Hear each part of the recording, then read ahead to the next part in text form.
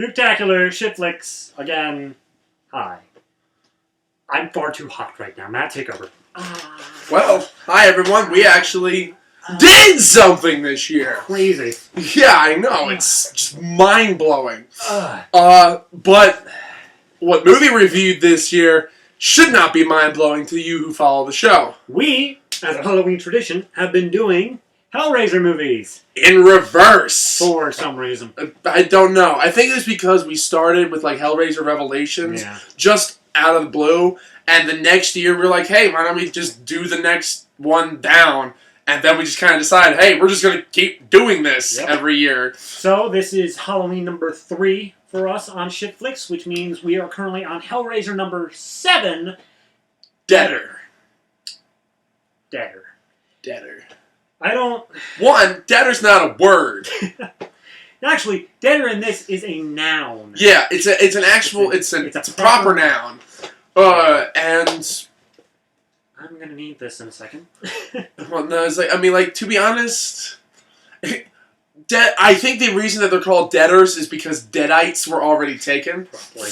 And whatnot. And to be honest, they're not too far away from what the deadites actually are. What should we call them? Let's call them killmorphs. No, that sounds stupid. Well, I mean, it's just... Deader. Alright, I'm gonna talk about the plot, but I'm gonna use this thing, because fuck this plot. We'll get into the reasons why. I hope there's a plot on this thing. Yeah, close enough. There's a little bit right there. Well, I was going to do this. Okay, go for the plot. In London, after investigating crack-addicted junkies for an article in her newspaper, the journalist Amy Klein watches a bizarre videotape. Her editor, Charles Richmond, receives the footage of an underground group of youngsters apparently becoming zombies through the power of their leader, Winter, from a member, Marla, and invites Amy to prepare the story.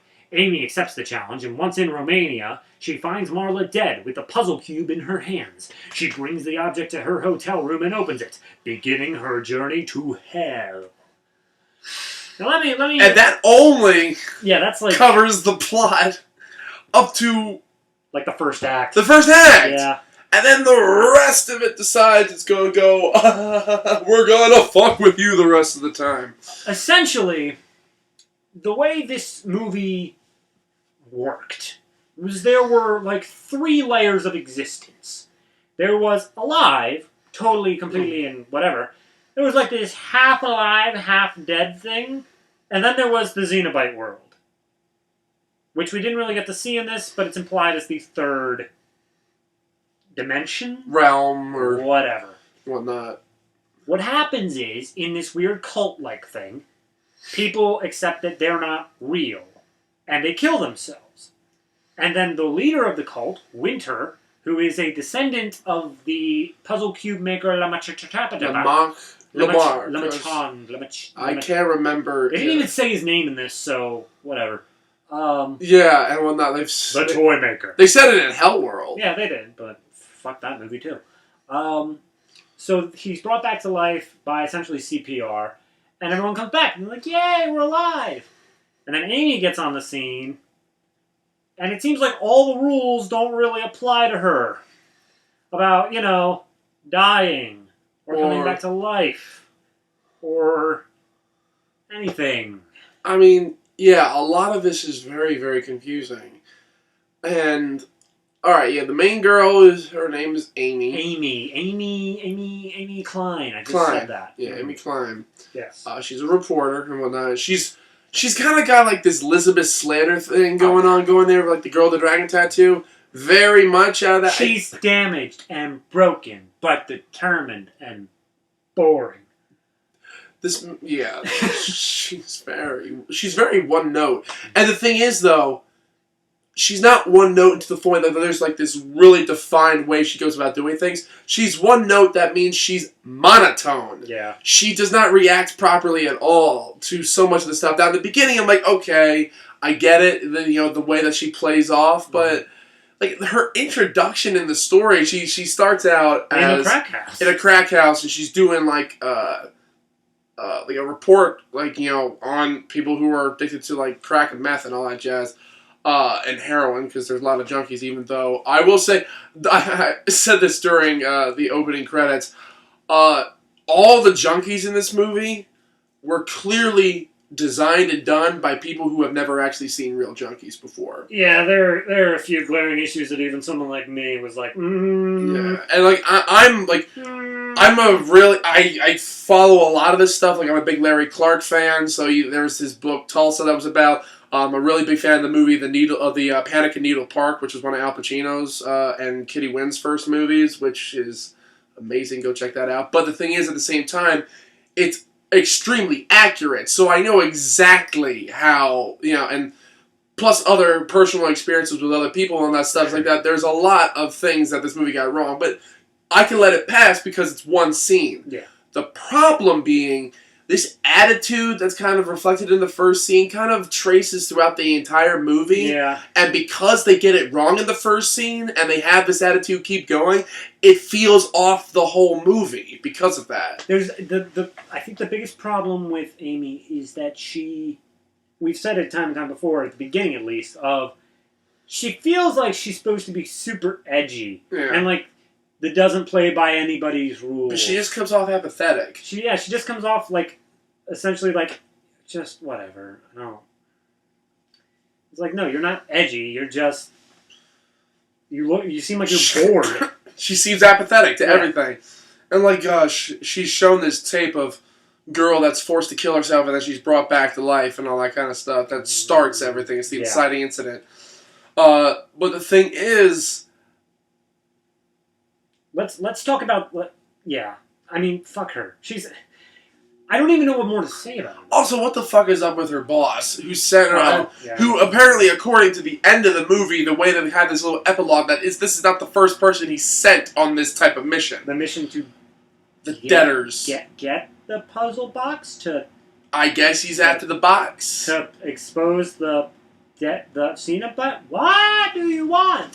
I want to say one thing, because actually, as of recently, one of the reasons why I've been so busy is I've come to start teaching a narrative filmmaking class. So I've been going back through a lot of things, kind of getting all this stuff fresh in my mind. And we just went through story structure. And the thing is, I realize how severely so that this movie has no understanding of it. Yeah. None of these characters have any clearly defined motivators.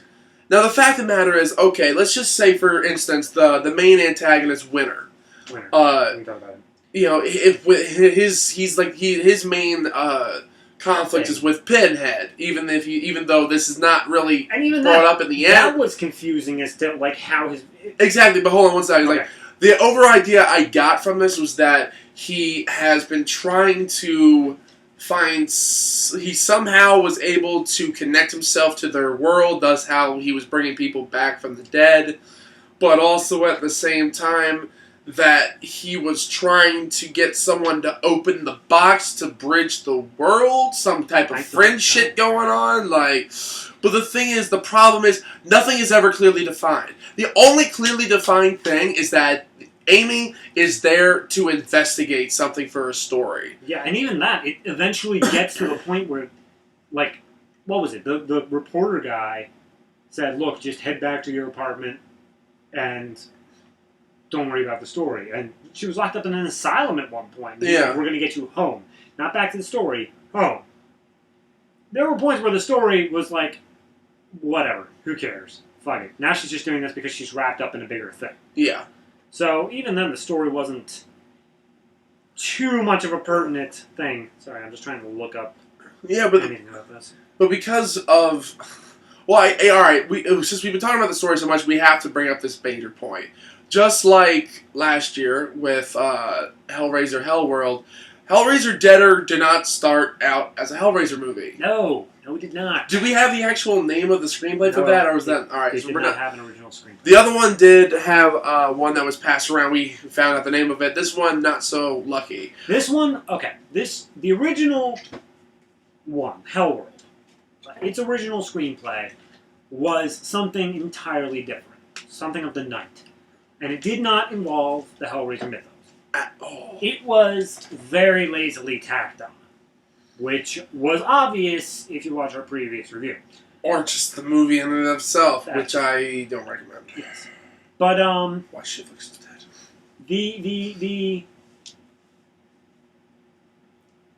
This treatment apparently had the same sort of thing happen, except it was much earlier in production that they decided, let's put the mythos in there. Yeah, and also, to be fair, the connection of the mythos is plausible, even though they don't really do a good job of actually connecting it, but it is plausible within the confines of the story that they're investigating. Really, the biggest thing was, if you watch back in the Hellworld one, they don't have even the puzzle box pop up. Like, it makes they have, it but makes a it's cameo, like a fake out. But nobody does it. They Yeah. don't do the thing. At least they do that. Well, actually, she does it, but she doesn't at the same time. It's so confusing as to what's actually happening. Yeah, and I'm also going off of experiences that I had when I watched the first movie. One, alright, we're going to move into this part two. It's the technical aspects where it came down to the practical effects of the CGI. Yeah. This is one thing that really, you could have done a good job with this, but at the and from what I've gotten, they had enough of a budget to do something along the lines of what they could have done. All right, they had at least 40 gallons of blood. And that's all they had. All right, so if any of you guys out there who are fans of the show and whatnot are Hellraiser fans who decide that this special is worth the while, is that the fact of the matter is, though, the original, the first Hellraiser, one of the reasons why it was so infamous was its use of practical effects gore. Clive Barker did a really good job with that, even if I might not necessarily like the movie in and of itself. The gore aspect of it was pretty fucking top-notch, and I will not discredit that one way or another. This one, however, there's a mix of CGI and practicals, and the practicals kind of go from mediocre to pretty stock standard. There's a couple pretty decent effects in it. But for the most part, there's just lots of blood. And it's very obvious that there's no cuts or anything like that. There's just blood just on everything. Hook up the pump, press the button. Yeah, now, she was actually, when they did the whole knife thing, because she was stabbed in her back and it went through to her breastplate, and then she stuck the handle in a door, and then she pulled it out of her and whatnot. That was actually, I thought, was a pretty decent scene. Yeah, no, she's walking around the bathroom, she's screaming. She's what the fuck? She shows a proper reaction to this happening. That's probably actually the most accurate scene. Yeah, no, because then, later on, we didn't mention this character before, there's a train that she goes to get information. Joey is the man on the train that gives her information. And he's been in a lot. He's a treat. Yeah, well, he's quirky and whatnot. Both Dave and I, we would like to see a movie about him. Yeah, no, he was way more interesting. He's on a train with a bunch of punky S&M type, 80s checks. London punk, and then a bunch of girls making out. Lots of naked tits. That is lots. I would so care to see that more. But the funny thing is, this is the only area in the entire movie. Actually, no, that's not entirely true. But pretty much the only area in the entire movie that actually happens. Which is weird because it comes the bumfuck out of nowhere. So okay, nudity. When it comes to reactions, there's that one point later on in the movie where she's on the train, she's trying to get information, then all of a sudden everyone's dead. But that half dead sort of thing. Because and she's walking. And Cenobite's on the train. Admittedly, she has seen herself stabbed. She has been bleeding profusely. She has seen people dead and come back to life, and everything. And also, terrible. she has lost way more blood than her body ever could hold. But let's just assume that immortal or something while she's because she drains constantly. So as she's walking around, she looks at these things, these corpses, and she screams all the time. It's you have seen so much worse before this point. Yes, there are a few Cenobites doing creepy things, but for the most part, you're looking at just dead bodies. And you're screaming uncontrollably. That's not appropriate considering what you've already seen. If I were to show you increasingly terrible pictures of just terrible accidents, of gore and violence and stuff like that, and then I show you a picture of a guy getting punched across the mouth. You're not going to be like, oh my god, is he okay? No, you're going to be like, well, that's better than what I've been seeing. This aspect of it, when it comes down to heightening tension, there's 3 different types of tension that you can usually have. There's static tension, jumping tension, and also slow burning tension. Slow burning is the one you always want, and a slow burn doesn't literally mean that it takes 20 minutes for a scare to happen. Yeah. The whole time, the whole thing is unnerving, and it's just intensifying as it goes. That's good horror filmmaking. When it comes down to static tension, it's kind of like 2 characters having an argument, but yet nothing gets resolved or anything ever moves forward because of that. Kind of like a couple of the scenes in this movie. Yeah. The last one is jumping tension, which literally goes from one thing and it just jumps into something else without rhyme or reason. Now, whether it be a jump scare or whether it be transitions like in this movie, which kind of go out of nowhere. See, the thing is, alright, one thing that I've understood about why all of this happens to these people who open the boxes because it's the Cenobites themselves fucking with them. Yeah. But the thing is, it's established very early on, right after she solves the box, that Pinhead needs her in order to stop whatever Winter's doing. Yeah. So why would he continually do this shit? Okay, I've looked into this. Winter is trying, because he is the descendant of La Chica, he decides, well, that's my birthright to be their master. I own their box. I own them. I will master the Cenobites. And the Cenobites are like, we ain't no bitch, masters. I'm sorry. We are the masters, bitch. So they want to go after him, and they need her to do that. But I found this particularly interesting. The entire second act, once she encounters Winters, and Winters stabs her. She wakes up in the bathtub, and then she realizes, oh, I've been stabbed. And then she goes around town. She has that bloody thing. And then she wakes up in, the asylum? Yeah. And she then is fine. She's not bleeding, and then she starts bleeding again. This is all wrapped up into one single sentence here. Winter kills and resurrects Amy, resulting in her experiencing an extended waking dream during which she relives sexual abuse from her childhood. And then, coming back to reality in Debtor's compound, Amy successfully opens the box. So that entire thing, where she's bleeding and not, was a dream in between her being dead and resurrected by Winter. See, the problem is, I can buy that. You can make that work. Yes. But you didn't distinguish it enough.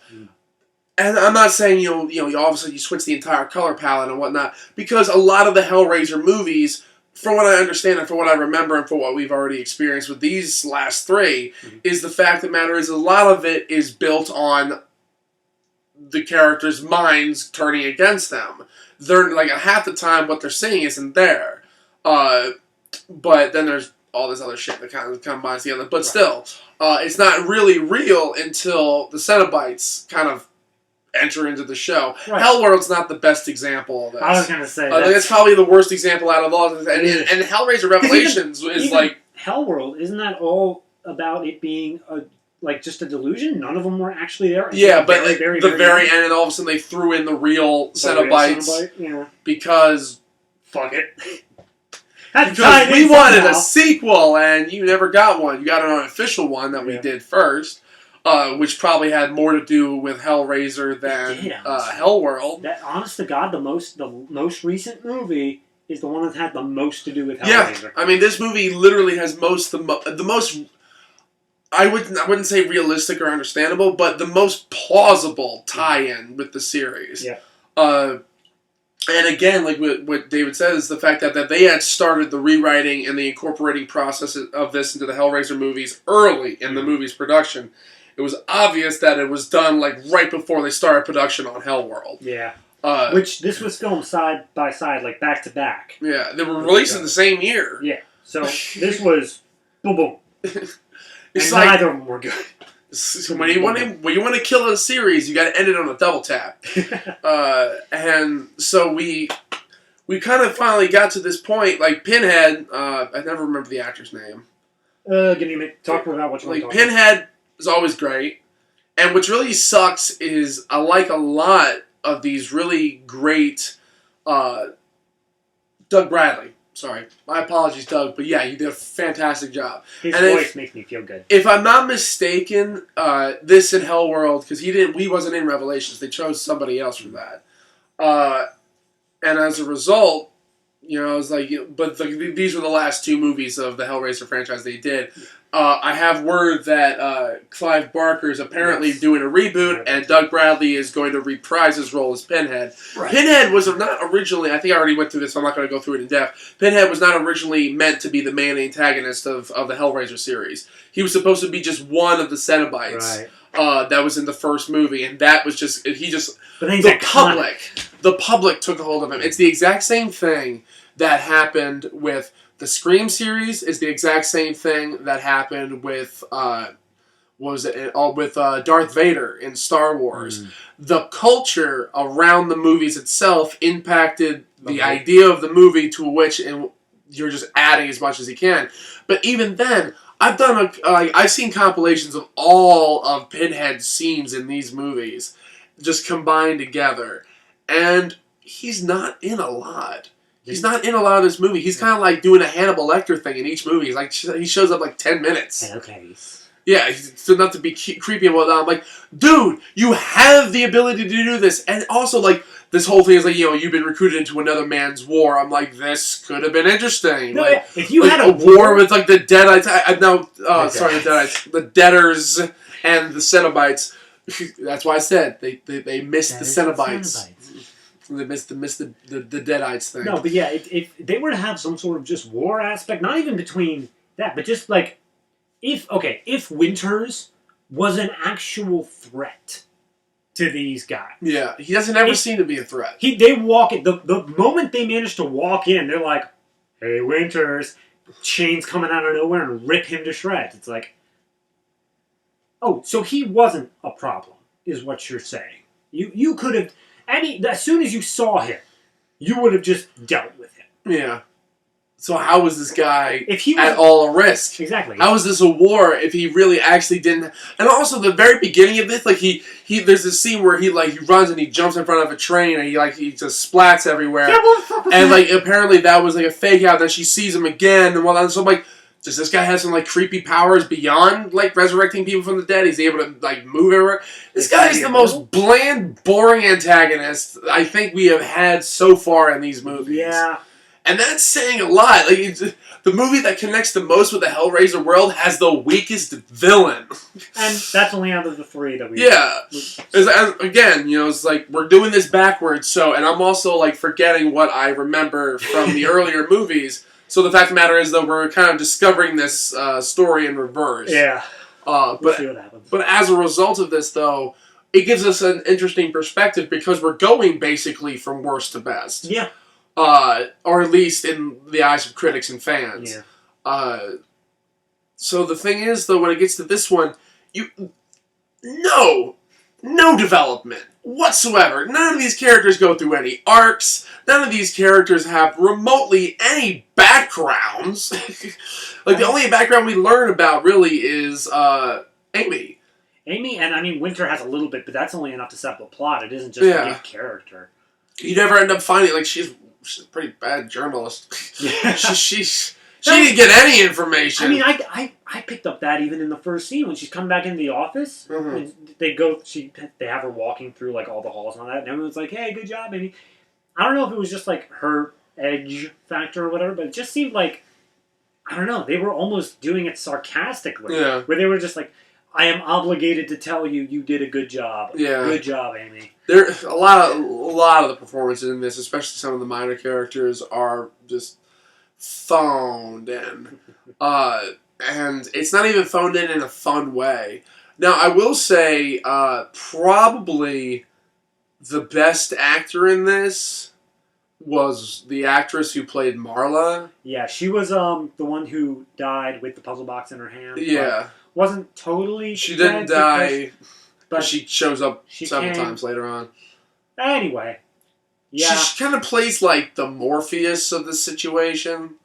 Well, nah, it's just like, I'm Like, here to set you free. We had so many comparisons to The Matrix. This isn't the real world. You're not real. You're not real. There's this one girl in the asylum. She's just doing this with a spoon on the table. It's like, there is no spoon. There is. Yeah. Yeah, but no, like, and also the dead, plaster effects that they had on Marla was really good, and it played up really well. And also, I don't know, maybe it's just because I'm American. Sometimes, for some reason, with a British accent, things just sound better. So good job, Brits. You guys just had the accent. Why do you think so many villains turn out to be British? They had that joke with the Jaguar commercial, too. It's like, yeah, the fact of the matter is, though, but the fact that Marla had a British accent, even though all these people are apparently in Romania. Yeah, nobody... They can go. The police were the only ones that had a mildly Romanian accent. And even then, they were speaking perfect English. Yeah. So. I mean, then again, English is learned side by side with most languages around Europe, so I can't really say if that's in the curriculum. Eurocentrism. Alright. But either way. I'm fucking done. I'm going to give my final thoughts first. My final thoughts on this movie. Hellworld was bad. Revelations was bad. This one, compared to those two, it was much better.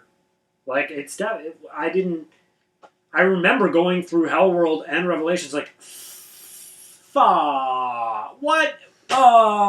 This one, it was pretty much just dead silence. Like, I don't know what's going on, but at least I'm not angry. It's more like, but why something's happening. The fact that the entire second act that is confirmed to be just a dream, I'm trying to go through the entire movie in my head, and it's still not making any sense. In reality, if you actually take the entire dream section of the movie out, the whole of this movie takes place in the span of like 2 days, 3 days. Maybe even less. Yeah. It's a bit confusing, but overall, what would I say for this movie?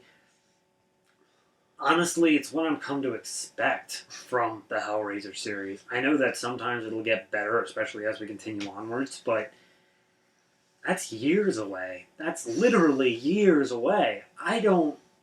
It's, at this point, Hellraiser to me is just marking time. It's the whole pleasure over pain thing. I'm not getting pleasure out of any of this pain. It's just boring. It's all boring. When I suggest watching this, honestly, I have no idea. Like, the Cenobite lore, I'm 99.9% sure that this does not contribute at all to the Cenobite lore. I can't think of any line that was said which is like, maybe there's some deeper meaning to that. No, it's just... Again, it had potential. Yeah, no, every aspect of this film had potential, but so did the other movies as well, except for Revelations. That one was pretty much shit. It's just bad. Yeah. But no, it had potential, and maybe the original screenplay, maybe the original idea before it was turned into a Hellraiser movie was great. I think that's what we said about Hellworld, too. But it didn't come out. Yeah. That's not the movie that came out. This came out, and it's not good. My feeling with this is automatically my immediate feeling coming off the movie is that there was way too many fingers in the pie on this one. I sense a lot of studio interference. Mm-hmm. I sense a lot of rewrites, which we actually confirmed that this script was massively rewritten, including the third act. The third act was tacked on, apparently. Right. And as a result of that, the entire movie feels kind of hodgepodge. It feels rapidly put together. You know, it's more well put together than Hellworld. It's the best of the three that we've done so far, but at the same time, it's contributing. What it contributes is a lot of failed possibilities. More so than the other movies. Because this one, I could have legitimately seen it going somewhere interesting with the lore. And really investigating the world. Because what you always see with the Hellraiser movies, from my own experience, and I don't remember if any more of the movies actually do anything else different besides this, but it's always the Cenobites coming here, and there's always like flashes of the other world. There's never the actual, there's never actually the other world. You never go to the Cenobites universe. Right. And I really want to see a Hellraiser movie that does that. Maybe Clive Barker's remake will actually do that. I mean, the fact that Hellraiser Hellworld didn't take place in Hellworld. It was a fucking video game. And this one, alright, Deader. One is a stupid title. Yeah. Like, it's a stupid title. Hellworld was actually something that I'm like, oh, well, maybe this is actually something to deal with, like, Hell on Earth, that type of deal. Nah. But the thing is, though, this one, Deader. You don't know until you find out. It's like, after, like, the first, like, 10, 15 minutes, like, oh, Deader, they're referring to this type of cult member. I would have been more happy if they didn't. If they just called it Deader and it wasn't referring to a cult member. Because either way, it's a stupid word. Yeah, it is a stupid word, but the thing is, though, at least it gave reason for it. But if you go off of the trailer and you go off of just the title alone, you never have any implication that Deader has anything to do with these people. And also, I want to say one last thing. Even though Deaders are these people, this movie really wasn't about them. It was barely even about Winter. It's all about Amy. So is that it for final thought? For me and whatnot, I can't recommend this movie one way, shape, or form. It's a forgettable film, and like it's as forgettable as Hellworld. The only difference being is that this one actually really had something that was probably really interesting at its core that they just raped and pillaged. So. I mean, overall and whatnot, this movie is just another bad memory and a scar on my brain. Right. So, thank you for joining us for this year's Spooktacular. We will have more Hellraiser next year. But in the meantime, Matthew, this isn't real.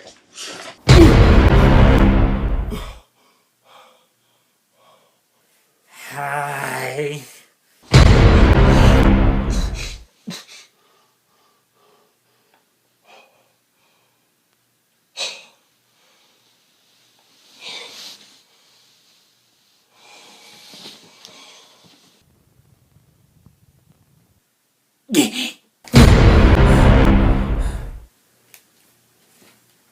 This is Matt's bedroom, which means I'm still dreaming.